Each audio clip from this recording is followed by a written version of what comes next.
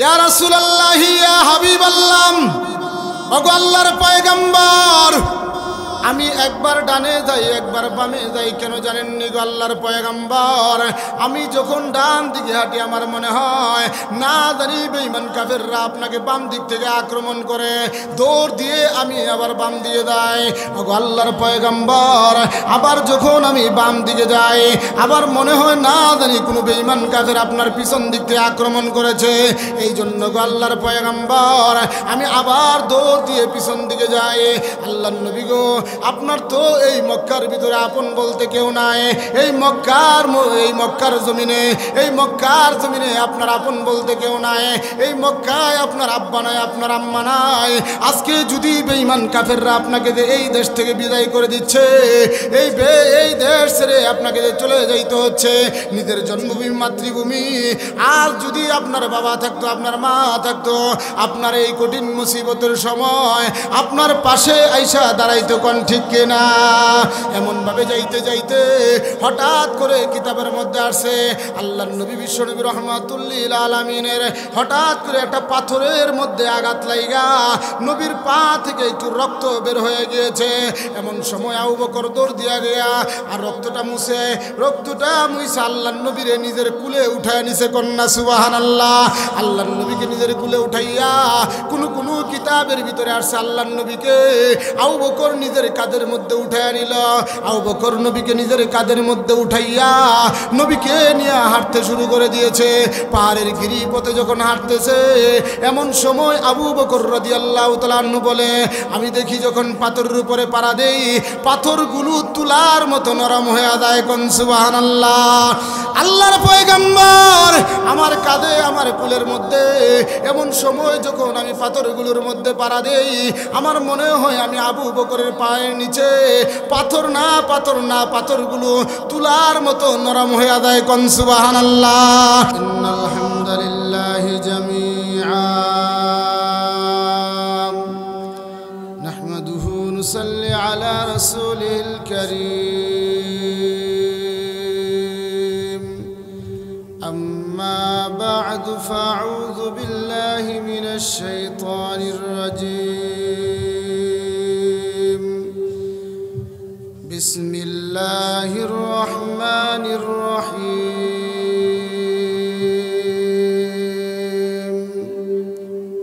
ওয়া মিনান নাসি মান ইয়াশরি নাফসাহু ইবতিগাআ মারদাতিল্লাহ ওয়াল্লাহু রাউফুম বিল ইবাদ।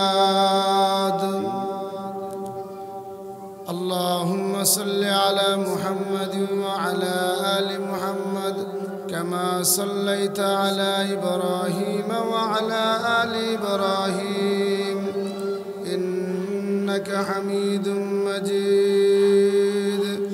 اللهم بارك على محمد وعلى آل محمد كما باركت على إبراهيم وعلى آل إبراهيم إنك حميد مجيد. ঐতিহ্যবাহী বীরগাঁও পুকুরপাড় নবীন যুব সংঘ কর্তৃক আয়োজিত 3 দিনব্যাপী ইসলামী মহাসম্মেলনের দ্বিতীয় দিনের অত্র অধিবেশনের সম্মানিত সভাপতি, মঞ্চে উপবিষ্ট উলামায়ে কেরাম, আমার সম্মুখপানে দিনদার ইমানদার মুসলমান ভাইরা, ভবিষ্যৎ জাতির কর্ণধার, জাতির রাহবার, জাতির নেতৃত্ব দানকারী, জাতির লিডার, নৌজওয়ান যুবক ভাইরা, পর্দার আড়ালে অবস্থানরত আমার অত্যন্ত সম্মানিত মা ও বোনেরা, আসুন আমরা সকলেই সর্বপ্রথম মহান আল্লাহ রাব্বুল আলামিনের দরবারে কালিমাতুশ শুকর আদায় করি, বলে আলহামদুলিল্লাহ। আরো জোরে বলতে হবে আলহামদুলিল্লাহ। বীরগাঁওয়ের মানুষ বীরের মতো আওয়াজ দিবে না বিলায়ের মতো আওয়াজ দিব? জোরে বলতে হবে আলহামদুলিল্লাহ। নূর হুসাইন নুরানি সাহেব এসে যেন বলতে পারে না বীরগাঁওয়ের মানুষ শুধু নামে বীর না, এরা কাজেও বীর। কথা কোন ঠিক কিনা? আরো জোরে বলতে হবে ঠিক কিনা? আলহামদুলিল্লাহ যখন উচ্চারণ করছেন প্রতিটা অক্ষরের বিনিময়ে মহান আল্লাহ রাব্বুল আলামিন আপনার আমল নামাতে 10টা করে নেকি দিছে। আর একটু আস্তে কোন সুবহানাল্লাহ। গুনাহ হইব, আর একটু জোরে কোন সুবহানাল্লাহ। মুসলমানের 24টা ঘন্টায় ইবাদতে কাটানোর সুযোগ আছে। রাত্রে ঘুমাইলেও ইবাদত, স্ত্রীর সাথে ঘুমাইলেও ইবাদত, বাসে ঘুমাইলেও ইবাদত, ঘরে ঘুমাইলেও ইবাদত, মসজিদে ঘুমাইলেও ইবাদত, হাসপাতালে শুয়ে ঘুমাইলেও ইবাদত। কোন সুবহানাল্লাহ। হুজুর এমনি কইলে হইব না, দলিল দেন। আল্লাহর রাসূলের কাছে এক মহিলা গেছে, এক মেয়ে গিয়া বলতেছে, ইয়া রাসূলুল্লাহ, আমার গার্জিয়ান নাই, অভিভাবক নাই, আপনি নিজে গার্জিয়ান হইয়া অভিভাবক হইয়া আমার একটা বিয়া পড়ায় দেন। সুবহানাল্লাহ কোন। আপনি অভিভাবক হইয়া আমার একটা বিয়া করায় দেন। আল্লাহর নবী সাহাবায়ে কেরামদেরকে নিয়ে কথা বলতেছে, মজমার ভিতরে বসা, সুন্দর মেয়ে। সাহাবায়ে কেরামের মধ্যে থেকে বলে, কে তোমরা বিয়া করবা? বুঝানোর উদ্দেশ্য হইল মুসলমান 24টা ঘন্টায় ইবাদতে কাটাইতে পারে, ঘুমাইলেও ইবাদত হয়। কন্যা সুবহানাল্লাহ। এই জিনিস বুঝানোর জন্য আমি বলতেছি, মনে রাখবে, মনে থাকবে তো ইনশাআল্লাহ। আল্লাহর নবীকে বলো, ওই মহিলা সুন্দর মেয়ে দেখছে, এই জায়গার ভিতর থেকে নৌজওয়ান যুবক যারা অবিবাহিত, এদেরকে যদি বলা হয় বাংলাদেশের সবচেয়ে সুন্দরী মেয়েটারে বিয়া করবা, কে রাজি আছো? হুজুর আর মুজুর আছে, সবাই হাত তুলবো। কথা কোন ঠিক কিনা? ওই মহিলা ডাক দিয়ে বলে, ইয়া রাসূলুল্লাহ, ইয়া হাবিবাল্লাহ, ওগো আল্লাহর নবী, আমার গার্জিয়ান নাই, অভিভাবক নাই, আপনি আমার অভিভাবক হইয়া আমাকে বিয়ে দিয়ে দেন। আল্লাহর নবী বলে, ও সাহাবায়ে কেরাম, তোমরা কি কেউ আসনি আমার এই মহিলাকে, আমার এই বান্দে, আমার এই বোনকে, আমার এই মেয়েকে বিবাহ করবা? এই মেয়েকে বিবাহ করবা এমন কেউ আছো কিনা? এমনি মুহূর্তের ভিতরে দেখা যায় একজন না, দুইজন না, কয়েকজন হাত উঠাইছে, সুন্দর মেয়ে। কথা কোন ঠিক কিনা? ওই মেয়ে তখন ডাক দিয়ে বলে, ইয়া রাসূলুল্লাহ, ইয়া হাবিবাল্লাহ, ওগো আল্লাহর পয়গম্বর, শুনেন, যেই ব্যক্তি আমাকে বিবাহ করবে তার 3টা শর্ত মানতে হইব। কয়টা? আর জুড়ে কন্যা কয়টা? ইয়া রাসূলুল্লাহ, ইয়া হাবিবাল্লাহ, ওগো আল্লাহর পয়গম্বর, যে আমাকে বিবাহ করবে তাকে 3টা শর্ত মানতে হবে। 3টা শর্ত যদি কেউ মানে, আপনি আমাকে তার সাথে বিবাহ পড়ায় দেন। কন্যা সুবহানাল্লাহ। ওগো আল্লাহর পয়গম্বর, কেউ যদি আমার এই 3টা শর্ত মানে, আল্লাহর পয়গম্বর, আপনি তার সাথে আমার বিবাহ পড়ায়া দেন, আমার কোনো আপত্তি থাকবে না।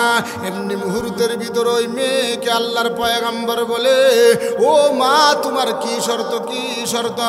এমন সময় ওই মেয়ে ডাক দিয়ে বলে, ইয়া রাসূলুল্লাহ, ইয়া হাবিবাল্লাহ, ওগো আল্লাহর পয়গম্বর, আমাকে যে বিবাহ করবে 1 নাম্বার শর্ত হইল প্রতিদিন রাত্রে তার একটা করে কোরআনের খতম দিতে হইব। আস্তে কোন সুবহানাল্লাহ। শর্তটা সহজ না কঠিন? জুড়ে কোন নাকে?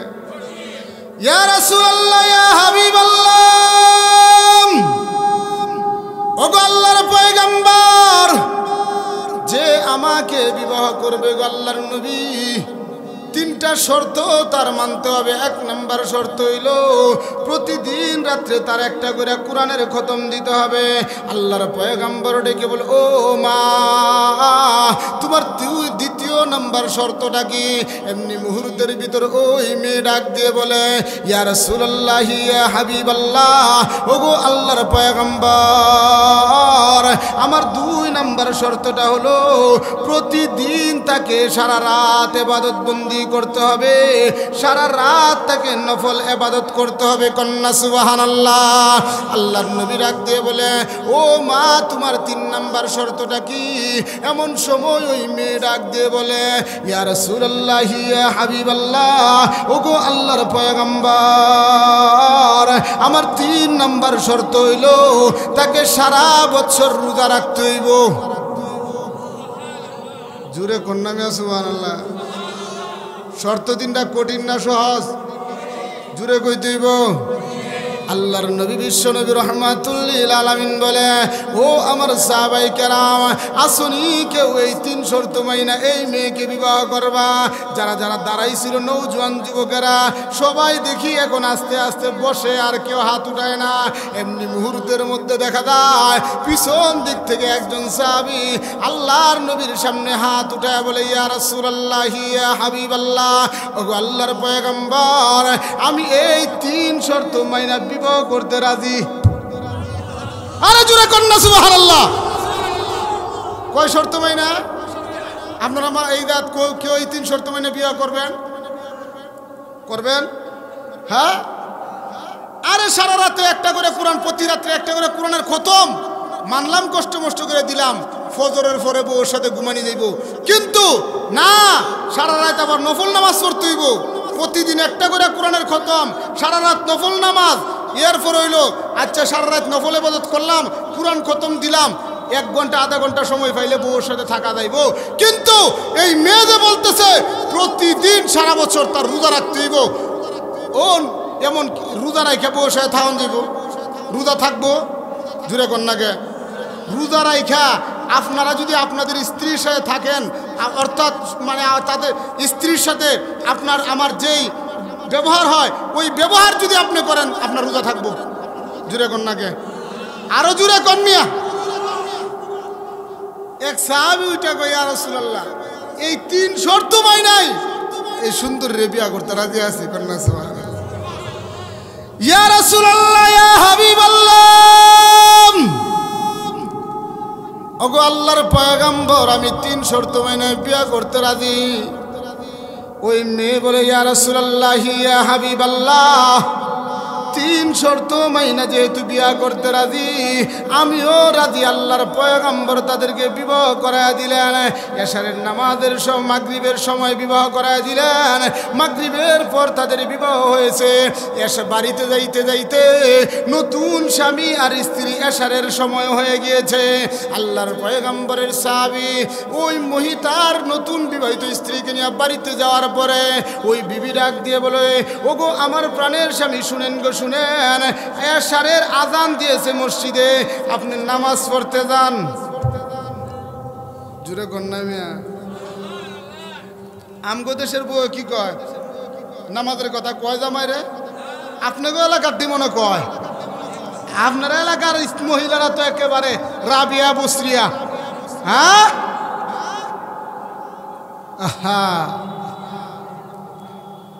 ওই মেয়ে ডাক দিয়ে বলে, ওগো আমার প্রাণের স্বামী, যান যান, আপনি এশারের নামাজের আজান হয়ে গিয়েছে, এশারের নামাজটুকু মসজিদের মধ্যে পড়ে আসেন। আল্লাহর নবীর সাহাবী বলে, হ্যাঁ আমি মসজিদে যাইতেছি, তুমি এই ঘরের ভিতরে তোমার নামাজটুকু পড়ে নাও। আল্লাহর নবীর সাহাবী এশারের নামাজ পড়ে আসার পরে ঘরের ভিতরে আইসাই কয়, নাস্তা দাও। নাস্তা খাবার শেষ হইল। নাস্তা খাওয়া শেষ হওয়া মাত্রই আল্লাহর নবীর ওই সাহাবী সাথে সাথে বিছানায় গিয়া ঘুমায় গেছে। শর্ত কি আছিল? জোরে কন্যা আপনারা, আমার ওয়াজ বুঝতেছেন না? আপনারা বুঝেন না আমার কথা? কিরে 3 শর্ত দিয়ে আমার বিবাহ করলো, সারা রাত ইবাদত করব।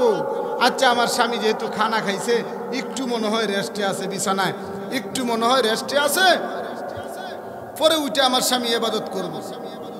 ওই মহিলা গরির দিকে তাকায়, স্বামীর দিকে তাকায়, কই সময় তো যাইতেছে, আমার স্বামী তো ঘুম থেকে উঠে না।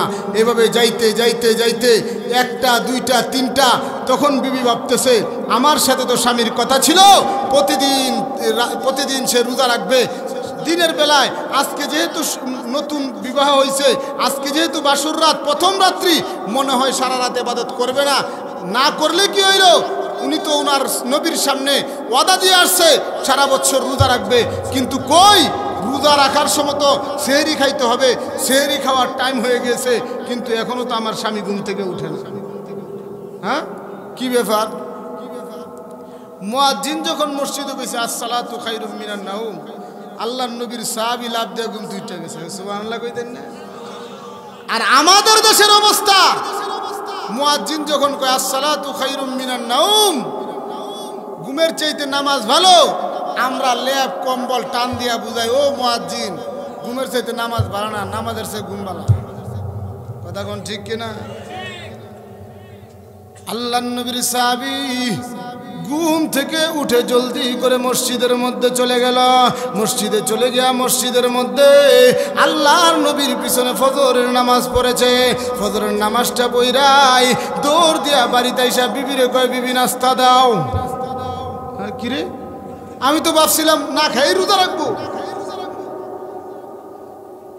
এখন কোন নাস্তা দাও? রোজা না রাখার কথা ছিল। আচ্ছা রাখো, তোমার শর্ত, আমার নাস্তা দেও আগে। কি ব্যাপার? এইভাবে একদিন না, 2 দিন না, 3 দিন গেছে। কয়দিন গেছে জুড়ে কোন? 3 দিন যখন গেছে, 3 দিন যাওয়ার পরে ওই মহিলা আল্লাহর নবীর দরবারে বিচার লয়ে গেছে, অভিযোগ নিয়ে গেছে। ইয়া রাসূলুল্লাহ, আপনার সাহাবী আপনার সাথে কথা বইলা যে ওয়াদা দিয়া 3 শর্ত মানে বিবাহ করছে, শর্ত একটাও পালন করে না। লা হাওলা ওয়ালা কুওয়াতা ইল্লা বিল্লাহ। কি কও? আমার সাথে কথা বইলা ওয়াদা দিয়া আমার সাহাবী বিবাহ করলো, আর তুমি বলতেছো একটা কথাও মানে না, একটা শর্তও মানে না। তুমি তাকে ডাইকে আনো। একজনের কথা শুনে তো আর বিচার হয় না। হয় নাকি আপনারা দেশে? ওই মাঝে মাঝে টেবিলের তলাতে টেকা দিলে। কথা কোন ঠিক কিনা? হয় না।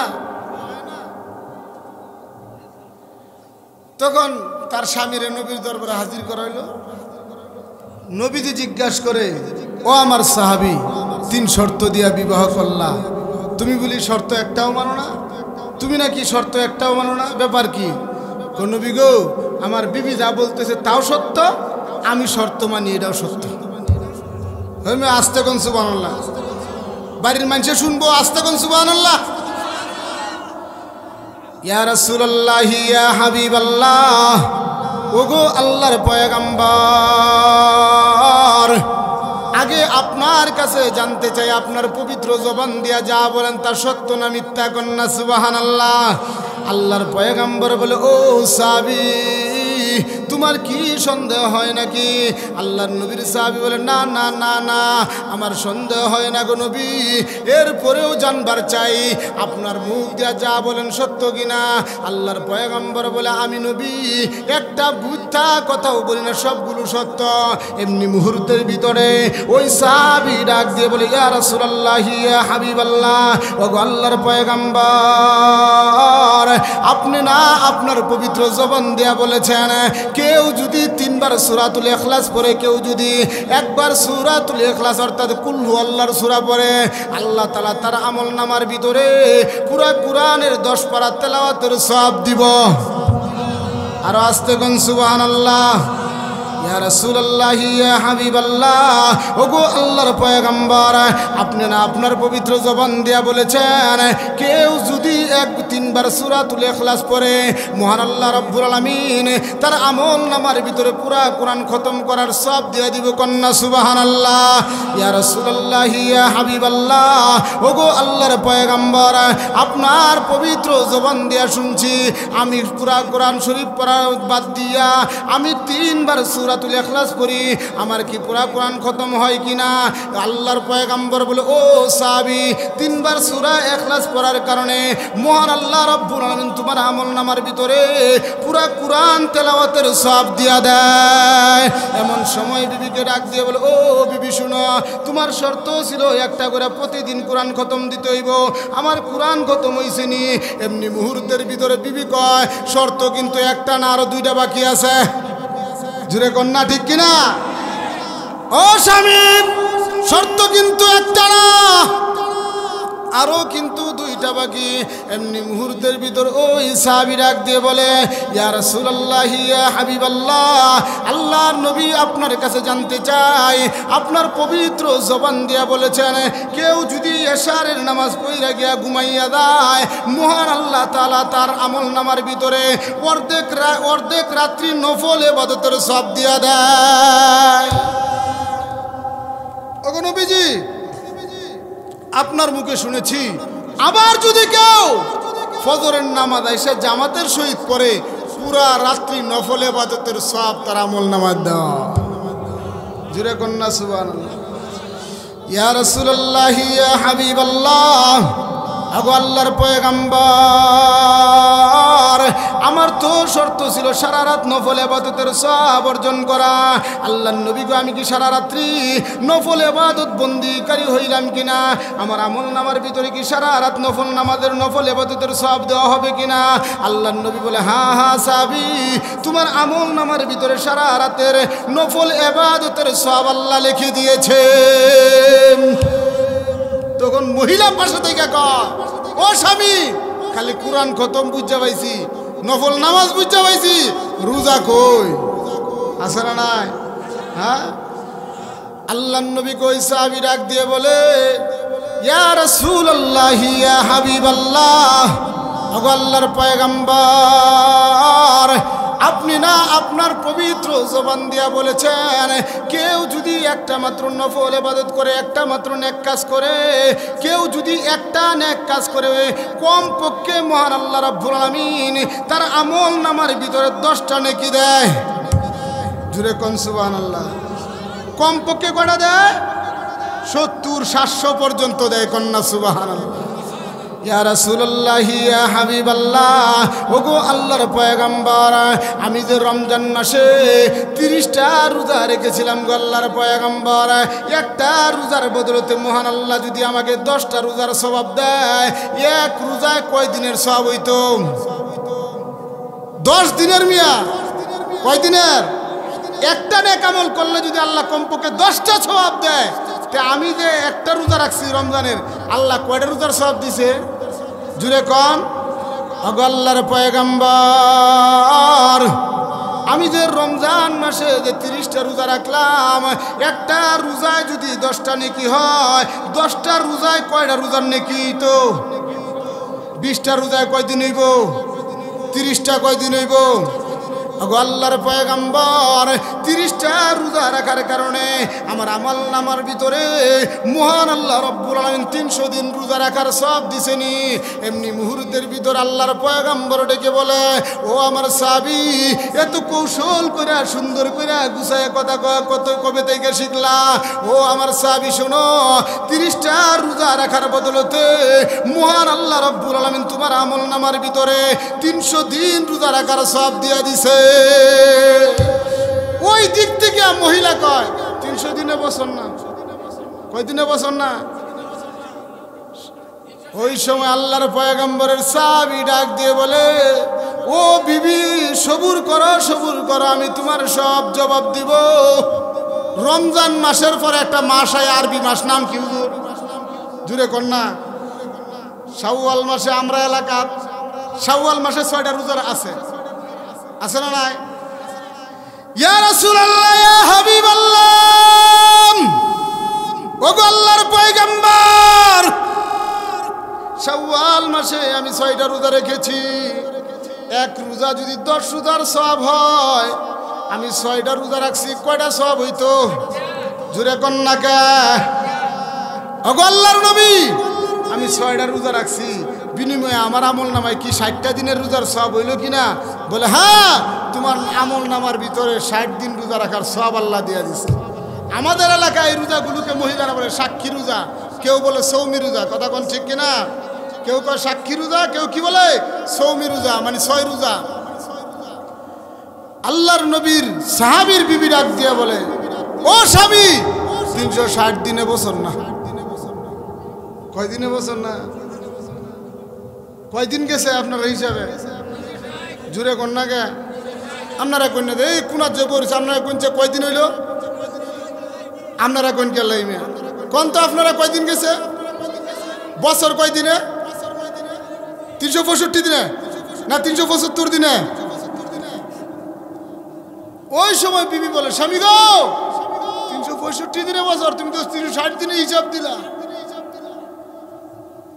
আল্লাহর নবীর সাহাবী বলে, ও বিবি শোনো, আমি আল্লাহর নবীর পবিত্র জবানে শুনেছি 5 দিন রোজা রাখা হারাম, যদি না হারাম না থাকতো 5 দিন রোজা রাখা আমি দেখা দিতাম আমি সারা বছর রোজা রাখনেওয়ালা কোন সুবহানাল্লাহ। কোন 5 দিন? 2 ঈদের 2 দিন, কুরবানি ঈদের পরের 3 দিন। আমার বোঝানোর উদ্দেশ্য ছিল মুসলমান যদি একটু বুঝা চলে তাহলেই মুসলমানের সারা দিন একেবারে নফল নামাজের নফল ইবাদতের মধ্যে কাটে। মুসলমানের একটা সেকেন্ডও ইবাদত বন্দেগীর বাহিরে যায় না। কিন্তু আমরা তো বুঝা চলি না, আমরা তো সিস্টেম মতো চলি না, আমরা মন গড়া চলি।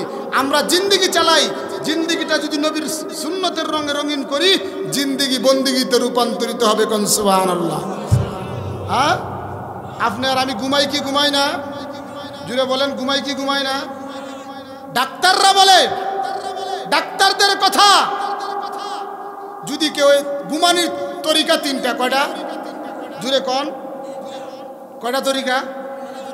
এক হলো চিত হইয়া, আর এক হলো ডাইন সাইডে শুয়া, আর এক হলো বাম সাইডে শুয়া। এই 3 সাইড ছাড়া আর কোনো ঘুমানির সাইড আছে? সাইড নাই। উপরে ঘুমানি ঠিক নাই, 3 সাইডে ঘুমানোর সিস্টেম আছে। ডাক্তাররা বলেন, আর আমার নবী আজ থেকে 1500 বছর পূর্বে বলে গেছে, ডাক্তাররা এখন কয় নবী কইলে মানে না, হুজুররা কইলে মানে না, ডাক্তারে কইলে একেবারে সুন্দর করে মানে। কথা কোন ঠিক কিনা? ডাক্তাররা কয় এমনি চিত হয়ে শুইবা না, যদি চিত হয়ে শুও এই পেটের একটা ওজন আছে। মনে করেন হুজুর পরের বাড়িতে খাই দেখা হুজুরের পেট বড়, সবার পেটের ওজন আছে। আর আমরা কতটুকু খাই, যার বাড়িতে খাই হ্যাঁ বুঝে কি খাই। আপনারা তো মনে করেন হুজুরা খালি খায়, আপনারা বাড়িতে এই কটা ভাত খাইছে? আমি গেলে পরে জিজ্ঞেস করি যারা খাওয়াইছে। ভাইরা আমার আসুন, বলতেছিলাম যদি কেউ এবার চিত হয়ে শয়, ডাক্তাররা বলে, ডাক্তাররা এখন গবেষণা করে বের করছে এই বুড়ির ওজনে তার মেরুদণ্ডের হাড্ডি, এই যে কোমরের হাড্ডি আর এই গাড়ের হাড্ডির মধ্যে ব্যথা হয়, হাড় ক্ষয় হয়ে যায়। এই জন্য ডাক্তাররা বলে এবার চিত হয়ে শুইবেন না। ডাক্তারের কাছ থেকে আমার চাচা, আমার নৌজওয়ান যুবক ভাই চিত হয়ে শুই না। আগে শুইতো, শুয়ে শুয়ে মোবাইল টিপতে হবে, এখন শুই না। পরে আরেক সাইড কি, বাম সাইডে শুইতে ডাক্তাররা নিষেধ করে। কেন নিষেধ করে? ট্যাঙ্কি যদি 3 তলার উপরে থাকে, নিচতলায় পানি আসা সহজ। কথা ঠিক কিনা?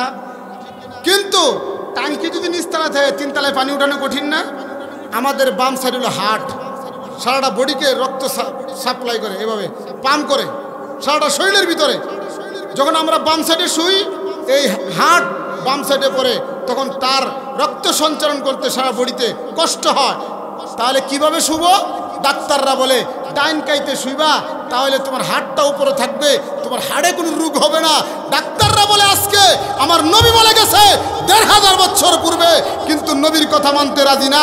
বলে আমরা ডিজিটাল স্মার্ট যুগের মানুষ, এখন স্মার্ট যুগের মানুষে গিয়া ডাক্তারের কাছে যখন রুগী হইয়া যায়, ডাক্তার যখন কয় ঠিকই মানে। কথা কন ঠিক কিনা? আজকে থেকে শুইবেন তো এইভাবে। আসুন ভাইরা আমার, আমি আপনাদেরকে বোঝানোর চেষ্টা করছিলাম যে মুসলমানের 24টা ঘন্টা ইবাদতে কাটানো সম্ভব যদি একটু চিন্তা ভাবনা করে কাটাই।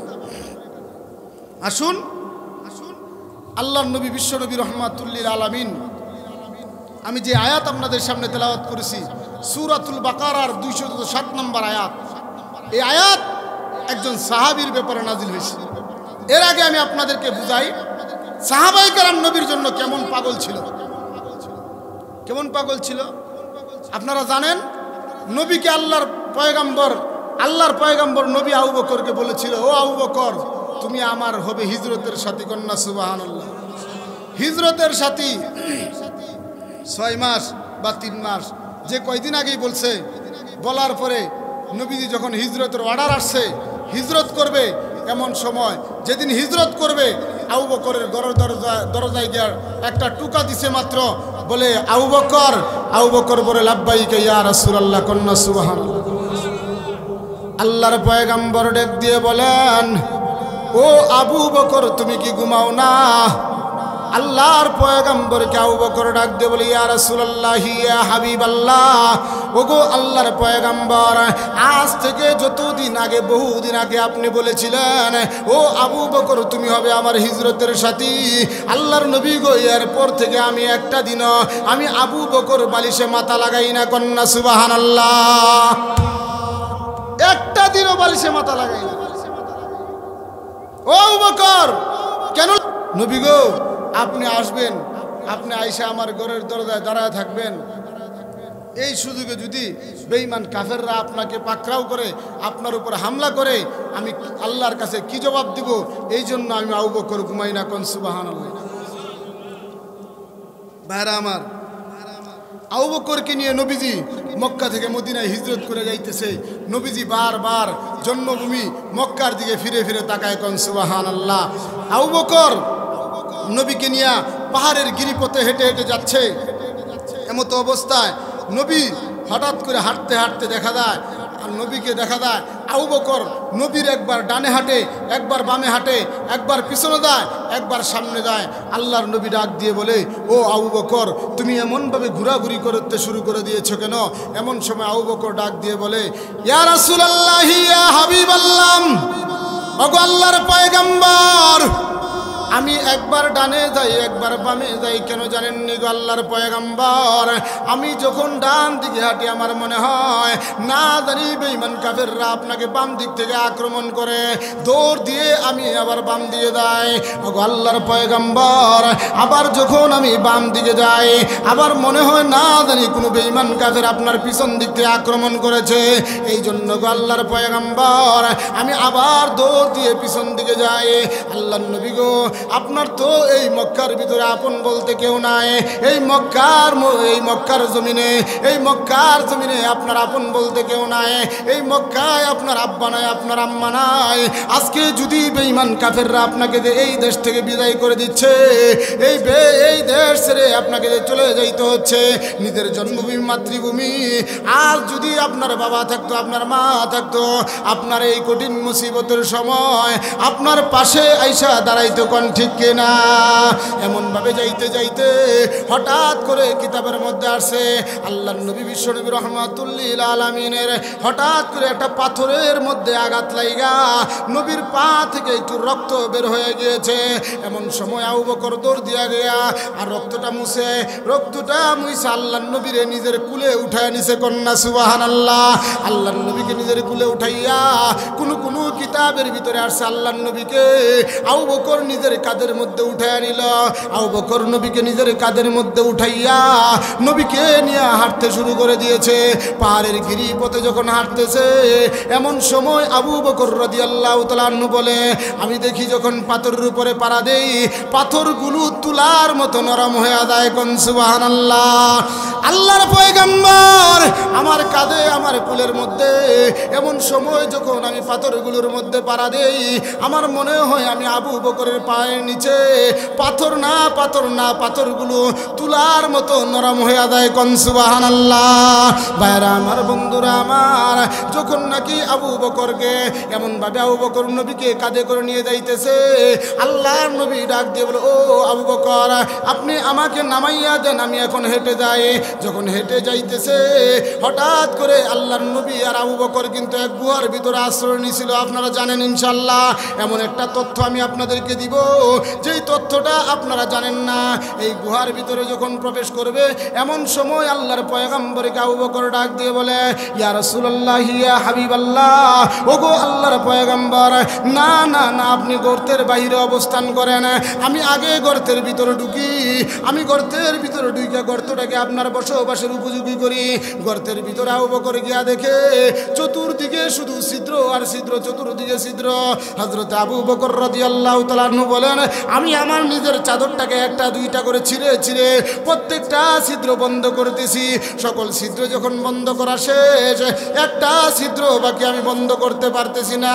এই ছিদ্রটাকে আমি আবু বকর আমার পায়ের গোড়ালি দিয়া চাপ দিয়া ধরে রাখছি। কন্যা সুবহানাল্লাহ। আবু বকর বলে প্রত্যেকটা গর্ত বন্ধ। নবীকে বললাম, ও নবী আপনি গর্তে ঢুকেন। নবী যখন গর্তে ঢুকছে, নবী আবু বকরের রানের মধ্যে মাথা রেখে নবীজি ঘুমাইতেছে। কন্যা সুবহানাল্লাহ, আরো জুড়ে কন্যা সুবহানাল্লাহ। আবু বকর যখন নাকি নবীকে তার রানের মধ্যে শুয়ে রাখছে, শুয়া আবু বকর নবীর আল্লাহর কাছে দোয়া করতো, আল্লাহ নবীর এমন একটা পরিবেশ করে দাও শুধু আমি আবু বকর দেখবো, আর কেউ যেন না দেখতে পারে। নবীর দিকে তাকাই, আরেক সাহাবী চলে আসে, আমি নবীকে দেখে তৃপ্তি মিটাইতে পারি না। কন্যা সুবহানাল্লাহ। আবু বকর বলে, নবী যখন আমার রানে শুয়ে আছে, আমি চাতক পাখির ন্যায় নবীর ওই নুরানি চেহারার দিকে তাকায় আছি। এমন সময় না জানি কোন বেঈমান, কোন পশু, কোন নাফরমান আমার পায়ের মধ্যে কামড় মারছে, আমি টের পাই নাই। আবু বকর বলে, আমি নবীর চেহারার দিকে তাকায় আছি, হঠাৎ করে বিষের যন্ত্রণা সহ্য করতে পারতেছি না, আমার একটা ফোঁটা চোখের পানি নবীর গালে মুবারকে পড়ে গেছে। নবী ঘুম থেকে উঠা বলে, ও আবু বকর, তুমি বুঝি আমার এই ঘুম পাড়াইয়া বাড়ি ঘরের জন্য কান্দ, তুমি বুঝি তোমার ছেলে মেয়ের জন্য কান্দ, তুমি বুঝি তোমার স্ত্রী সন্তানের জন্য কান্নাকাটি করো। আল্লাহর পয়গম্বরের সাহাবী আবু বকর রাদিয়াল্লাহু তাআলা ডাক দিয়ে বলে, ইয়া রাসূলুল্লাহ, ইয়া হাবিবাল্লাহ, ওগো আল্লাহর পয়গম্বর, না না না, আমি আমার আত্মীয় স্বজনের জন্য কান্দি না, আমি আমার বিবির জন্য কান্দি না, আমি আমার ছেলে মেয়ের জন্য কান্দি না, আমি আমার ধন সম্পদের জন্য কান্দি না গো পয়গম্বর। আল্লাহর পয়গম্বর ডাক দিয়ে বলে, ও আবু বকর, তাহলে কিসের জন্য কান্দ, কিসের জন্য কান্দ? আল্লাহর পয়গম্বরকে আবু বকর বলে, ইয়া রাসূলুল্লাহ, ইয়া হাবিবাল্লাহ, ওগো আল্লাহর পয়গম্বর, কোন দুশমন জানি আমি আবু বকরের গায়ে কামড় দিছে, আবু বকরের পায়ের মধ্যে। আল্লাহর নবী বলে, ও আবু বকর, পা সরাও, কে কামড় দিছে আমি দেখতে চাই। আল্লাহর নবীকে আবু বকর বলে, না না না না, আল্লাহর পয়গম্বর, আমি যদি পা সরাই ওই সাপ যদি আপনাকে কামড় মারে। আল্লাহর নবী তখন বলে, আবু বকর, মক্কার বেঈমান কাফেররা আমাকে না চিনলেও এই সাপ আমি নবীকে চিনতে ভুল করবে না। হে আবু বকর, পা সরাও। আবু বকর রাদিয়াল্লাহু তাআলা আনহু যখন নাকি পা সরাইছে, এমন সময় গর্ত থেকে এক বিষাক্ত সাপ বের হইয়া আল্লাহর নবীরে সালাম দেয়। সুবহানাল্লাহ কন্যা। আল্লাহর নবীকে ওই বিষাক্ত সাপ আল্লাহর নবীকে সালাম দেয়ার বলে, আসসালাতু আসসালামু আলাইকা ইয়া রাসূলুল্লাহ, ওগো আল্লাহর পয়গম্বর, দেখেন গো এই গর্তগুলোর, এই গর্তের ভিতরে কতগুলো ছিদ্র আমি সাফ করেছিলাম। বহুদিন আগে আমি শুনেছি যিনি শেষ নবী হবেন, আখিরি পয়গম্বর যিনি হবেন, তিনি মক্কা থেকে আত্মীয় স্বজনের যন্ত্রণা সহ্য করতে না পেরে মদিনায় হিজরত করবেন। ওই সময় এই গর্তের ভিতরে অবস্থান করবেন। ইয়া রাসূলুল্লাহ, ইয়া হাবিবাল্লাহ, এই কারণে আমি এই গর্তের ভিতরে বসে আছি। ওই দিন থেকে আমি গর্তের মধ্যে বসা, আমি খাবার আহার করতে যাই না, আমি কোনো কিচ্ছু খাইতে যাই না। আল্লাহর নবী গো, যদি আপনি এদিকে এসে চলে যান, ওগো আল্লাহর পয়গম্বর, আমি চতুর্দিকে ছিদ্র করছি কেন জানেননি? আমি ডান দিক থেকে বইসা আপনার ডান দিক দেখব, আমি বাম দিকে বইসা আপনার বাম দিক দেখব, আপনার পিছন দিকে বইসা পিছন দিক দেখব। ইয়া রাসূলুল্লাহ, ইয়া হাবিবাল্লাহ, ওগো আল্লাহর পয়গম্বর, আপনার সাহাবী, আপনার বন্ধু আমার এত দিনের প্ল্যান নস্যাৎ করে দিয়েছে, ধ্বংস করে দিয়েছে। আল্লাহর নবী গো, আমি না পাইরা আবু বকর রাদিয়াল্লাহু তাআলা নূর পায়ের মধ্যে কামড় দিয়েছি। ওগো আল্লাহর পয়গম্বর, আপনি আমাকে ক্ষমা করে দেন, আমাকে মাফ করে দেন। আল্লাহর পয়গম্বর বলে, আবু বকর, তুমি তারে মাফ করে দাও, আমিও মাফ করে দিলাম। আল্লাহ বলে, নবী গো, আমি নিজেও তারে মাফ করে দিলাম। কন্যা সুবহানাল্লাহ। এর অনেক লম্বা কথা। আল্লাহর পয়গম্বর ওই সময় আবু বকরের মুখে, আবু বকর ওই বিষাক্ত জায়গার ভিতরে মুখ থেকে একটু লালা লাগাইছে, থুতু লাগানো মাত্রই ভালো হয়ে গেছে। কোন সুবহানাল্লাহ। লাগানো মাত্রই ওই ব্যথা নিবারণ হয়ে গেছে। নবী আর আবু বকর যাইতে যাইতে এমন সময় নবী ক্লান্ত হয়ে গিয়েছে। আবু বকরকে বলো, আবু বকর, আমার পেটে বড় ক্ষুধা, দেখো আশেপাশে কোনো বাড়ি আছে কিনা, আমাদেরকে কেউ একটু খাবার দিবে কিনা, একটু খাবারের ব্যবস্থা করা যায় কিনা। আবু বকর বলে, নবী গো, আশেপাশে তো কোনো বাড়িঘর দেখা যায় না। হঠাৎ করে দেখা যায় নবী আর আবু বকর হাঁটতে হাঁটতে দেখা যায় দূরে একটা বাড়ি দেখা যায়। বাড়িটা যখন দেখা গেল, আবু বকর বলে, নবী গো, আসেন আমরা এই বাড়িতে গিয়া মেহমান হই। কোন সুবহানাল্লাহ। মেহমান হবে বাড়িতে গেল। বাড়িতে গিয়ে যাওয়ার পরেই এই বাড়ির মালিক হলো আবু মাবাদ রাদিয়াল্লাহু তাআলা আনহু। কোন সুবহানাল্লাহ। এই বাড়ির মালিক আবু মাবাদ, তার স্ত্রী হলো উম্মে মাবাদ। এই বাড়িতে যায়া বাড়ির ভিতরে ঢুইকা আবু বকর এই বাড়ির ঘরের দরজা দাঁড়ানো লাগানো, সালাম দিয়া বলে, বাড়িতে কে আছেন, আমাদেরকে একটু খাবার দিবেন। ঘর থেকে জবাব দেয়, কে তোমরা, কোথায় থেকে এসেছো? না না না, আমাদের বাড়িতে কোনো খাবার নাই। আমার স্বামী বকরিগুলো নিয়ে মাঠে চড়াইতে গেছে। বিকালবেলা যখন বকরি নিয়ে আসবে, ওই বকরির দুধ দহন করে আমরা পান করব। না, আমাদের ঘরে কোনো খাবার নাই। এমন সময় আল্লাহর নবীর সাহাবী আবু বকর বলে, ও বোন, তোমাদের ঘরের ভিতরে কোনো পানিও নাই? বলে, না না, কোনো খাবার নাই। আল্লাহর নবী তখন বলে, আবু বকর, ওই যে দেখা যায় ঘরের কোনার ভিতরে, বাড়ির কোনায় একটা বকরি দেখা যায়, তাকে বলো ওই বকরি থেকে আমরা দুধ দহন করতে পারবো কিনা। আল্লাহর নবী যখন এই কথা বলেছে, এমন সময় আবু বকর রাদিয়াল্লাহু তাআলা ডাক দিয়ে বলে, ও বোন আমার, ওই যে বাড়ির আঙ্গিনার মধ্যে দেখা যায় একটা বকরি আছে, ওই বকরি থেকে আমরা দুধ দহন করে খাইতে পারবো কিনা, পান করতে পারবো কিনা। এমনি মুহূর্তের ভিতরে আবু মাবাদের স্ত্রী ঘরের ভিতর থেকে ডাক দিয়ে বলে, ও পথিক মুসাফির, না জানি তোমরা কারা, কোথায় থেকে এসেছ? তোমরা বাড়ির ভিতরে ঢুকা মাত্রই আমার বাড়িটা নূরে ঝলমল করতেছে। কন্যা সুবহানাল্লাহ। তোমরা কোথায় থেকে এসেছো জানি না। ও ভাই, তোমরা শোনো, এই বকরিটা প্রতিবন্ধী, এই বকরিটার পা ভাঙ্গা, এই বকরিটা হেঁটে হেঁটে মাঠে যাইতে পারে না, এই জন্য আমার স্বামী নেয় নাই, এই বকরিটা বাড়িতে রেখে গিয়েছে, এই বকরি থেকে দুধ দহন করতে পারবা না। এমন সময় আবু বকর রাদিয়াল্লাহু তাআলা ডাক দিয়ে বলে, ও বোন আমার, তোমার অনুমতি আছে কিনা, তোমার অনুমতি আছে কিনা, তুমি অনুমতি দিবা কিনা? বলে, হ্যাঁ, তোমরা যে তত পিরাপিরি করতেছো, যাও, অনুমতি দিয়া দিলাম। এই বকরি থেকে তো কোনো দিন দুধ দহন করতে পারবা না। হ্যাঁ পথিক মুসাফির, তোমাদের মাথা নষ্ট হয়ে গিয়েছে, এই বকরি তো দুধ দোলা বকরি না, কেমন ভাবে দুধ দিবে? এমন সময় আবু বকর বলে, ও বোন আমার, তুমি অনুমতি দিছো কিনা? বলে, যা, অনুমতি দিয়া দিলাম। আল্লাহর নবী ডাক দিয়ে বলে, আবু বকর, ওই বোনকে বলো, ওই ঘরের ভিতরে মহিলাকে বলো, বড় একটা বালতি দেওয়ার জন্য। কন্যা সুবহানাল্লাহ। মহিলা বলে, বকরি, এটা দুধের বকরি হলে দুধ দিত, বকরি তো না, এটা বাচ্চা দেয় না, দুধ দিব কই থেকে? বকরি পা ভাঙ্গা, মাঠে যাইতে পারে না, ঘাস খাইতে পারে না, দুধ দিবে কোথায় থেকে? এই বকরির থেকে দুধ আশা করো? এ যুবক, তোমাদের কি মাথা নষ্ট হয়েছে? এমন সময় আবু বকর বলে, ও বোন, তোমাকে বলা হয়েছে একটা পাত্র দেওয়ার জন্য, বড় দেখা তুমি পাত্র দাও, দুধ কোথায় থেকে আসবে সেটা তোমার চিন্তার বিষয় না। কন্যা সুবহানাল্লাহ। ভাইরা আমার, বন্ধুরা আমার, আল্লাহর পয়গম্বর বিশ্ব নবী রাহমাতুল লিল আলামিন কিতাবের ভিতরে আসছে, আল্লাহর পয়গম্বর যখন বকরির সামনে গেছে, ওই প্রতিবন্ধী বকরি, পা ভাঙ্গা বকরি, উইঠা আল্লাহর নবীরে সালাম দেয়। আর একটু আসতে কোন সুবহানাল্লাহ, আরো জুড়ে কোন সুবহানাল্লাহ। ওই প্রতিবন্ধী বকরি, ওই ছাগল উঠে আল্লাহর নবীকে সালাম দেয়, বলে, ইয়া রাসূলুল্লাহ, ইয়া হাবিবাল্লাহ, ওগো আল্লাহর পয়গম্বর, আপনাকে কেউ না চিনলেও আমি ঠিকই চিনতে পারছি, আপনি আল্লাহর পয়গম্বর মুহাম্মদুর রাসূলুল্লাহ। আল্লাহু আকবার কোন, আরো জোরে কোন আল্লাহু আকবার। ভাইরা আমার, বন্ধুরা আমার, আল্লাহর পয়গম্বরের সামনে, ওই বকরির সামনে যখন আল্লাহর পয়গম্বর গিয়েছে, যখন বকরি আল্লাহর পয়গম্বরকে সালাম দেয়, এই দৃশ্য ভিতর থেকে আবু মাবাদের স্ত্রী দেখা কয়, এ কোন আশ্চর্য যুবক, এমন যুবক তো জীবনে দেখি নাই, যে যুবকের স্বয়ং বকরি সালাম দেয়। কন্যা সুবহানাল্লাহ। বকরি কাছে গেছে, বকরি দেয় সালাম।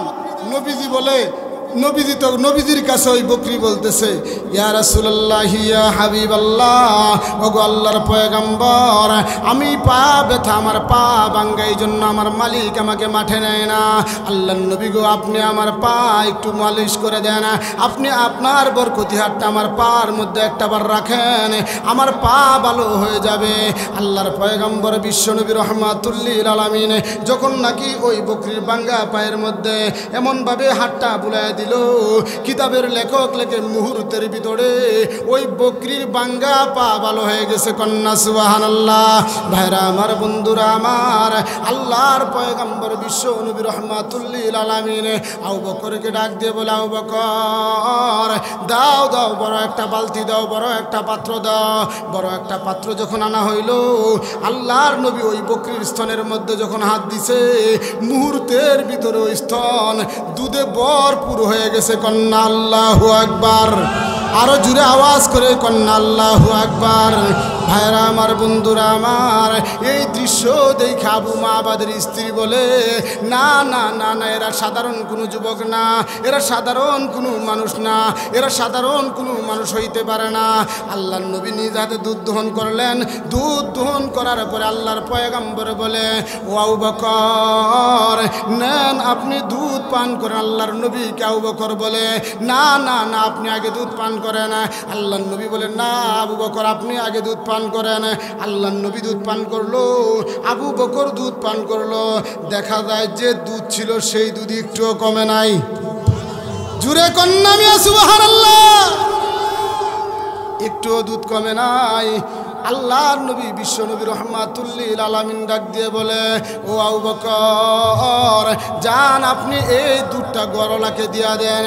গরের ভিতরে যখন দুধটা দিয়ে দেওয়া হলো, অনেক লম্বা কথা ভাইরা আমার, বন্ধুরা আমার বোঝানো উদ্দেশ্য ছিল, আল্লাহর নবীর সাহাবীরা আল্লাহর নবীরে এমন ভালোবেসেছে। মক্কায় থাকে, তার নাম হলো আবু সালমা, তার স্ত্রীর নাম হলো উম্মে সালমা। আবু সালমা আর উম্মে সালমা মক্কা বসবাস করে, মক্কায় থাকে। তাদের স্বামী স্ত্রীর মধ্যে খুব ভালোবাসা, খুব মিল মহব্বত। কিছুদিন আগে তারা নবীর কাছে গিয়া কালেমা পড়ে মুসলমান হয়েছে। কোন সুবহানাল্লাহ। নবীর কাছে গিয়া যখন কালেমা পড়ে মুসলমান হয়েছে, তখন নবীর কাছে যায়, নবীর সাথে আলাপ আলোচনা করে দিন শিখে। নবীর কাছে গিয়ে আবু সালমা যা শিখে, উম্মে সালমাকে আয়েশা শিখায়। এরকমভাবে তাদের দিন চলতেছে। হঠাৎ একদিন চাঁদনি রাতের ভিতরে, চন্দনী রাতের ভিতরে স্বামী আর স্ত্রী ভালোবাসার আলাপ করতেছে, কথোপকথন করতেছে। এমন সময় স্বামী বলে, বিবি গো, আমি আবু সালমা যদি মারা যায়, আল্লাহ যেন আমি আবু সালমার চাইতে আরো উত্তম স্বামী তোমারে মিলাইয়া দেয়। জুড়ে কন্যা সুবহানাল্লাহ। তখন বিবি বলে, ও স্বামী, আমি যদি মারা যাই, উম্মে সালমা, আবু সালমার আসল নাম হলো আব্দুল্লাহ। উম্মে সালমা বলে, স্বামী গো, আমি যদি আপনার আগে মারা যাই, তাহলে আপনি আপনার জন্য দোয়া করি, আপনি আরেকটা আমার চেয়ে উত্তম স্ত্রী পাবেন। তখন নবী ওই আবু সালমা বলতেছে, বিবি গো, এই দোয়া কইরো না। কারণ কি জানো, আমি পুরুষ মানুষ, দুনিয়ায় চলতে পারবো তুমি না থাকলেও, কিন্তু আমি পুরুষ মানুষ, আমি যদি মারা যাই, তুমি মহিলা মানুষ, তুমি কেমনে চলবা? এই জন্য তোমার জন্য দোয়া করি, আমি যদি মারা যাই, আল্লাহ যেন তোমাকে আমার চাইতে উত্তম স্বামী মিলাইয়া দেয়। কোন সুবহানাল্লাহ। ওই যে আমি যে আয়াত পড়ছিলাম, এই আয়াতের ভিতরে আসতেছি ইনশাআল্লাহ। ভাইরা আমার, তাদের ভালোবাসার দিন বদিন যাইতেছে। এমন সময় নবী মক্কা থেকে হিজরত করে মদিনায় চলে গেছে। আবু সালমা আয়েশা উম্মে সালমাকে বলে, বিবি গো, তোমাকে তো খুব বেশি ভালোবাসি, খুব মহব্বত করি।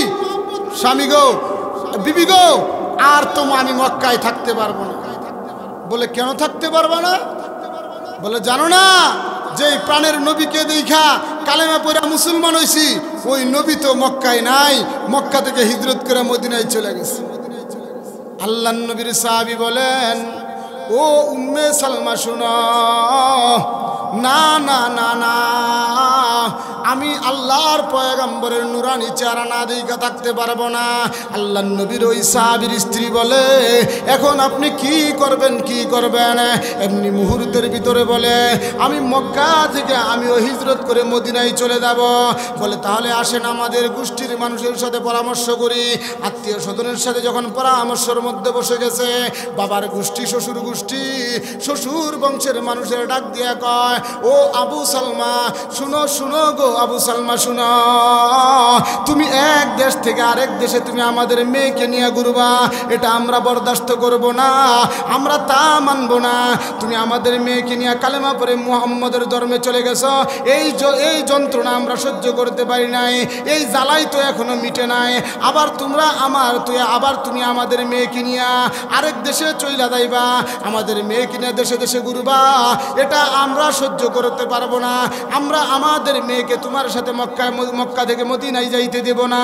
এমন সময় আল্লাহর পয়গম্বরের সাহাবী বলে, ও ও আমার শ্বশুর বংশের মানুষেরা শুনে না, আপনারা ভেবেছিলেন আমি আমার স্ত্রীর মহব্বতে মায়া, আপনারা যখন বলবে তোমার বিবি দেব না, এমন সময় আমি বলবো মক্কা থেকে মদিনায় যাব না। না না না, আমার বিবি নিয়ে যাইতে পারেন। আল্লাহর কসম করে বলি, আমাকে মদিনায় যাওয়া থেকে আপনারা বাধা দিতে পারবেন না। কন্যা সুবহানাল্লাহ। দেখা যাইল বিবি রাখতেছে, এখনো বাধা দেওয়া যায় না। তখন বলে, ও আবু সালমা, তার বাপের গোষ্ঠী, তার গোষ্ঠীর লোকেরা বলে, এ আবু সালমা, অদূর ভবিষ্যতে তোমার সন্তান আমাদের বংশের ছেলেকে নিয়ে তোমাকে মক্কা থেকে মদিনায় যাইতে দিব না। ও আবু সালমা, তোমার স্থাবর অস্থাবর ধন সম্পদ কিচ্ছুই দেব না, বাজেয়াপ্ত করা হবে। তখন আবু সালমা বলে, আমার স্থাবর অস্থাবর যত ধন সম্পদ আছে, কোনো ধন সম্পদ লাগবে না, আমার ছেলে লাগবে না, আমার বিবি লাগবে না, এরপরেও আমার নবীর চেহারা দেখতেই হবে। কোন সুবহানাল্লাহ। আমি নবীর চেহারা না দেখে থাকতে পারবো না, আমি নবীর চেহারা না দেখে কি করতে পারবো না, থাকতে পারবো না। অনেক লম্বা কথা। এইভাবে মক্কা থেকে হাঁটতে হাঁটতে হাঁটতে হাঁটতে হাঁটতে আবু সালমা মদিনায় মসজিদে নববীর কাছে যখন গেছে, এমন সময় আল্লাহ তাআলা জিবরাইলের মাধ্যমে আমার তেলাওয়াতকৃত আয়াত পাঠাইয়া বললেন, ও নবী, আপনি আবু সালমা আসছে, আবু সালমার সুসংবাদ দেন, আমি আল্লাহ তার প্রতি সন্তুষ্ট হয়ে গেছি। জুড়ে কন্যা মিয়া সুবহানাল্লাহ। কে সন্তুষ্ট হয়েছে? হ্যাঁ, এলাকার চেম্বর, হ্যাঁ, চেম্বর, নেতা খেতা, কর্মী নাই, রিয়েলাইজেশন মেয়ে। আল্লাহ কয়, ও জিবরাইল, তুমি আমার হাবিবরে জানায়া দাও, স্বয়ং আমি আল্লাহ আবু সালমা যেই কাজ করছে, আমি আল্লাহ তার প্রতি সন্তুষ্ট। জুড়ে কন্যা সুবহানাল্লাহ। বাইরা আমার, আবু সালমা কি কাজ করছে? আয়াতের ভিতরে সূরাতুল বাকারার 207 নম্বর আয়াত আল্লাহ তাআলা বলেন, ওয়া মিনান নাসি মান ইয়াশরি নাফসাহু ইবতিগা মারদাতিল্লাহ। যারা অমিনান নাস, মানুষের মধ্য থেকে একদল মানুষ এরকম আছে যারা আল্লাহর রাসূলের জন্য তাদের জীবন পর্যন্ত উৎসর্গ করতে রাজি। আল্লাহকে আল্লাহু রাউফুম বিল ইবাদ, ওই সকল বান্দাবান্দির প্রতি আমি আল্লাহ বড় দয়ালু। কোন সুবহানাল্লাহ। ও নবীজি, ওগো আমার হাবিব, আপনার আবু সালমা কি করছে জানেন? আপনার নুরানি চেহারা দেখার জন্য, আপনার সন্তুষ্টির জন্য তার ছেলে রাইখা, তার মেয়ে বিবি রাইখা, তার ধন সম্পদ রাইখা সব ছাইরা আপনার দরবারে চলে আসছে। কন্যা সুবহানাল্লাহ। ভাইরা আমার, এইভাবে মক্কায় দিন যাইতেছে। এভাবে যখন মক্কায় দিনের পর দিন যাইতেছে, প্রতিদিন মক্কা থেকে মদিনায় যখন লোক আসে, আবু সালমা ওই মক্কার রাস্তায় গিয়ে দাঁড়ায় থাকে, না জানি নিজের প্রাণের স্ত্রী আসবে। কন্যা সুবহানাল্লাহ। যে যারে ভালোবাসে সে জানে ভালোবাসার কথা, ঠিক কিনা? আজকে মাহফিল থেকে যাইবেন, বাড়ির সবাই ঘুমায় গেছে, সব ঘুমায় গেছে। আপনার স্ত্রী, আপনার ছেলে, আপনার মেয়ে, আপনার বাড়ি ঘরে সব ঘুমায় গেছে। গিয়া দেখবেন আপনার মা জনম দুঃখিনী ঘুমায় না। জুড়ে কোন ঠিক কিনা? মাকে জিজ্ঞেস করবেন, মা তুমি ঘুমাও না কেন? ও মা তুমি ঘুমাও না কেন? মা জবাব দিবে, সন্তান বাহিরে থাকলে কোনো মা ঘুমাইতে পারে? ভাইরা আমার, এই জনম দুঃখিনী মা কার কার আছে? হাত তুলেন তো দেখি। আছে তো ইনশাআল্লাহ? মার পায়ের নিচে সন্তানের বেহেশত হাত নামান। মা বাবা সন্তুষ্ট, আল্লাহ সন্তুষ্ট, কন্যা সুবহানাল্লাহ। এই জায়গায় বড় ভেজাল আমাদের দেশের যুবকেরা কয় কি জানেন? মা মরলে মা পাওয়া যায়, বাপ মরলে বাপ পাওয়া যায়, বউ মরলে বউ পাওয়া যায় না। হেরার যুক্তিটা কি জানেন? যুক্তিটা আমি আপনারা শুনাই। যুক্তিতে মুক্তি নাই, যুক্তি দিছিল শয়তানে, কিন্তু মুক্তিতে যুক্তি আছে, কথা মনে রাখবেন। তারা যুক্তি দেয়, যেদিন আপনার আব্বা মারা গেল ওই দিন এলাকার চাচা খালু মামা আইসা কইছে, বাবা তুমি কাইদো না, তোমার বাবা মরছে কি হয়েছে, আমরা তো আছি, আমরা তোমার বাপের মতো, আজকে থেকে আমি তোমার বাপ। কইছে কি কইছে না? মা যেদিন মারা গেছে এলাকার চাচি খালা মামি, চাচি খালা মামি ফুফু আয়া কইছে, কান্দো না বাবা, আজকে থেকে আমি তোমার মা। ও হুজুর, যেদিন আপনার যেদিন কারো বউ মারা যায় ওদিন তো আইসা তারা কেউ কয় না চাচার তো বোন, মামার তো বোন, খালার তো বোন, তো কেউ কয় না ভাই কান্দিস না, তোর বউ মারা গেছে কি হয়েছে, আজকে থেকে আমি তোর বউ। হ্যাঁ কয় কয়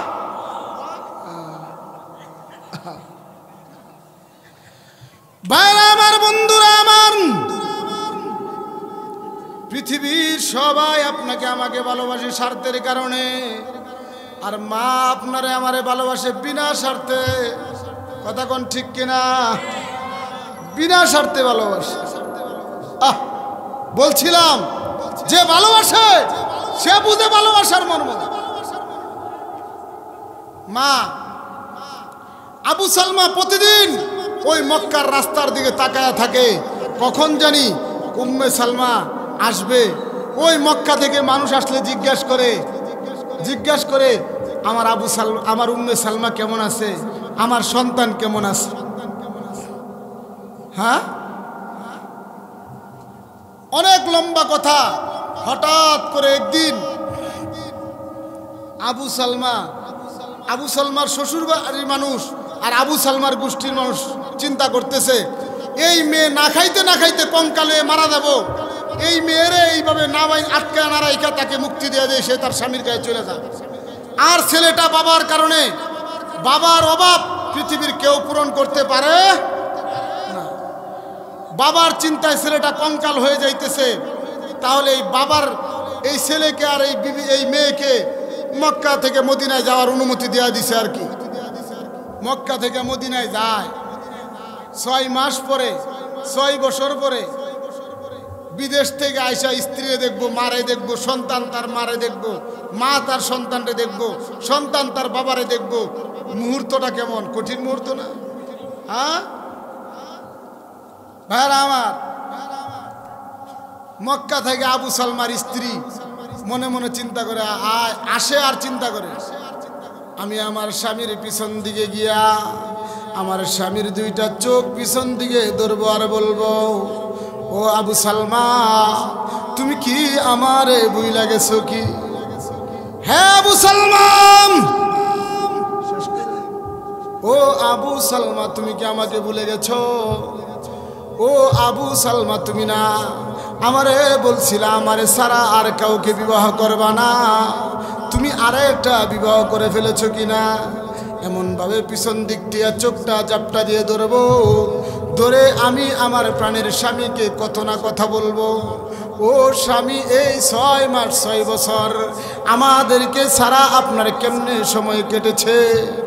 এভাবে আমি আমার স্বামীকে 1 বার না 2 বার না, আমি আমার স্বামীর সাথে কত উপকথন করব। 6 মাসের কত কথা আমার স্বামীর সাথে জমা আছে। ওই সন্তান চিন্তা করে আব্বারে গিয়া দেখবো আর বলবো, আব্বা তুমি কি আমার ভুইলা গেছো কিনা? ও বাবারা, ও আমার নৌজওয়ান যুবক ভাইরা, আজকের এই বীরগাঁও নবীন যুব সংঘ কর্তৃক আয়োজিত মাহফিলে আমি আপনাদের পা ধইরা বইলা যাই, এই নৌজওয়ান যুবক নবীন সংঘদেরকে বলি, মা বাবার অন্তরে কষ্ট দিবা না। মা বাবা যদি অসন্তুষ্ট থাকে, তুমি এরকম মাহফিল 1 কোটি করাইলেও লাভ নাই। কথা কোন ঠিক কিনা? ভাইরা আমার, বন্ধুরা আমার, মা বাবা ঈদের সময় না পুরাতন স্যান্ডেলগুলোকে তার দিয়া বাইন্দা বাইন্দা পিনছে, সন্তানরে নতুন জুতা কিনা দিছে, নতুন জামা কিনা দিছে। ওই জনম দরদি বাবা না জানি আজকে কার অন্ধকার কবরে শুয়ে আছে। জনম দরদি মা আপনারে আমারে কত কষ্ট করে লালন পালন করছে। ওই মা, ওই আব্বা, ওই আম্মা না জানি কার অন্ধকার কবরে। বাড়িতে গিয়া কোন সন্তান জানি মারে আম্মা কয়ে ডাক দিতে পারে না, বাবারে আব্বা কয়ে ডাক দিতে পারে না। আজকে 27টা বছর হয়ে গেছে, একটা বারের জন্য আব্বারে আব্বা কয়ে ডাক দিতে পারি না। গতকাল রাত্রে 4টার সময় ঘুম থেকে উঠে আমি যখন বাড়িতে ফিরলাম মাহফিল থেকে, আমার মা বলতেছিলাম বাড়ির সবাই ঘুমায় গেছে, একটা মোটর সাইকেলের আওয়াজ শুনে মা লাফ দিয়া দরজাটা খুইলা কয়, ও বাবা এত রাত হইল কেন? আমি তাকায়া দেখি আমার মার পাগুলো কেমন যেন ফুলে গেছে। আমি মার পাগুলো এমনভাবে টিপা টিপা দিয়া দেখি পার মনে কেমন যেন ফুলে গেছে, পাগুলো টিপ দিলে ডাইবা দেয়। আমি চিন্তা করি এই পাগুলো দুনিয়া আর কোনো কিছু না, এই পাগুলো আমার জন্য মহান আল্লাহ রাব্বুল আলামিনের পক্ষ থেকে নিয়ামত। এই পাগুলো একদিন আমার সামনে থাকবে না, এই মা আর একদিন আমার জন্য ঘরের দরজা খুলবে না। 27টা বছর হয়ে গিয়েছে, একদিন আব্বারে আব্বা কয়ে ডাক দিতে পারি না। ওই আবু সালমার স্ত্রী উম্মে সালমা বলে আমি আমার স্বামীকে গিয়া কত না কথা বলবো। ওই ছেলে ডাক দিয়ে বলে আমি আমার আব্বাকে গিয়া বলবো, ও আব্বা তোমার কি আমাদের কথা মনে হয় না? যে বাবা ঈদের মাঠে কাঁধে কইরা নামাজ পড়তে নিয়ে যাইতো, ওই আব্বারে একটা বার আব্বা কয়ে ডাক দিতে পারি না। আজকে আপনি বাড়িতে গিয়া দেখবেন আব্বা যে বিছানায় ঘুমাইতো বিছানা আছে, আব্বা যে উঠানে চলাফেরা করতো উঠান আছে, আম্মা যে পানের বাটায় পান খাইতো পানের বাটা আছে, আব্বা যে চেয়ারে বইতো ওই চেয়ার আছে। আব্বা নাই আম্মা নাই, এমন জনম দরদি, এমন জনম দুঃখিনী কোন সন্তান যদি আজকের মাহফিলে থেকে থাকো, আখেরি মুনাজাত কইরা 1 ফোঁটা চোখের পানি ফালাইয়া আব্বা আম্মার জন্য দোয়া করে যাইবা। চোখের পানি নাকের আগায় আসার আগে আগে আব্বা আম্মার কবরের আযাব আল্লাহ মাফ করে দিব। কোন সুবহানাল্লাহ। ভাইরা আমার, বন্ধুরা আমার, বলতেছিলাম আবু সালমার স্ত্রী উম্মে সালমা বলে আমি আমার স্বামীকে গিয়া বলবো, ওগো আমার প্রাণের স্বামী, এই 6টা মাস আপনি কেমনভাবে কাটাইলেন, কেমনভাবে কাটাইলেন? আমাদের কথা কি একটা বারের জন্য মনে হয় নাই? আপনি কি একটা বারের জন্য আমাদের কথা মনে করেন নাই? ছেলে ডাক দিয়ে বলে আব্বুকে বলবো, আব্বু তুমি কোথায় ছিলা এতদিন? তো আমারে কুলে কইরা নেয়া ঘুরতে যাও নাই, এতদিন তো তোমার গলায় ধরে আমি ঘুমাইতে পারি নাই। এমনভাবে চিন্তা করতে করতে যখন নাকি আবু সালমার স্ত্রী একেবারে মদিনার কাছাকাছি চলে গেছে, মদিনার কাছাকাছি যখন চলে গেছে, হঠাৎ করে শুনে কোন এলানকারী ঘোষণাকারী ঘোষণা করতেছে, কে আসো, কোথায়, তাড়াতাড়ি আসো, আল্লাহর নবীর সাহাবী আবু সালমার দুনিয়ায় নাই। আবু সালমার জানাজা কিছুক্ষণের ভিতরে স্বয়ং আল্লাহর নবী পড়াইব। কন্যা সুবহানাল্লাহ। এই কথা যখন আবু সালমার স্ত্রী শুনেছে, আবু সালমার স্ত্রী আওলা কেসে বাউলা বেশে দৌড়াইয়া আয়সা জিজ্ঞাসা করে, কে গো তুমি ঘোষণাকারী, এলানকারী, কে এলান করতেছো? আমার কোন আবু সালমা দুনিয়াতে নাই? এমনি মুহূর্তের ভিতরে ওই ঘোষণাকারী ডাক দিয়ে বলে, জানি না তোমার পরিচয় কি, জানি না তুমি কে। এই আবু সালমা সাধারণ আবু সালমা না, এই আবু সালমা আল্লাহর নবীর জন্য নিজের বাবার বংশের মানুষে ছাড়ছে। শুধু তাই না, শুধু তাই না, নিজের বিবিরে ছাড়ছে। শুধু তাই না, নিজের আদরের কলিজার টুকরা সন্তান ছেড়ে দিছে। শুধু তাই না, নিজের স্থাবর অস্থাবর সকল ধন সম্পদ ছাইরা দিছে। শুধু তাই না, সব ছাইরা আল্লাহর পয়গম্বরের নুরানি চেহারার দিকে চলে আসছে। আল্লাহর নবীর চেহারা যখন দেখছে, আবু সালমা বলে আমার সব হারাইয়া যে ব্যথা ছিল, আল্লাহর নবীর চেহারার দিকে তাকাইয়া মুহূর্তের ভিতরে আমার সকল ব্যথা দূর হয়ে গেছে। চিৎকার দিয়া কন্যা সুবহানাল্লাহ। এই আবু সালমা সাধারণ আবু সালমা না, যে আবু সালমার কারণের জন্য স্বয়ং আল্লাহ সূরাতুল বাকারার 207 নম্বর আয়াত নাজিল করেছে। এই আবু সালমা দুনিয়া থেকে চলে গেছে। এমনি মুহূর্তের ভিতরে তার বিবি দৌড়াইয়া বলে, কোথায় আবু সালমার লাশটা কোথায়, আমারে একটাবার দেখতে দিবানি? আবু সালমার লাশের কাছে গিয়া বলে, চোখের পানি ফালাইয়া কান্দে আর বলে, ও আমার প্রাণের স্বামী, এটা তো কথা ছিল না, কথা তো ছিল দুইজন একসাথে থাকবো, একসাথে বাঁচবো, একসাথে থাকবো, একসাথে মরবো।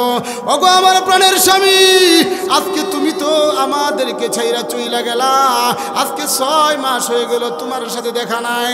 ওগো আমার প্রাণের স্বামী, ভেবেছিলাম তোমার সাথে আমি লুকোচুরি খেলবো, কই আজকে তো আর লুকোচুরি খেলা হইল না। সন্তান চোখের পানি ফালাইয়া কান্দে।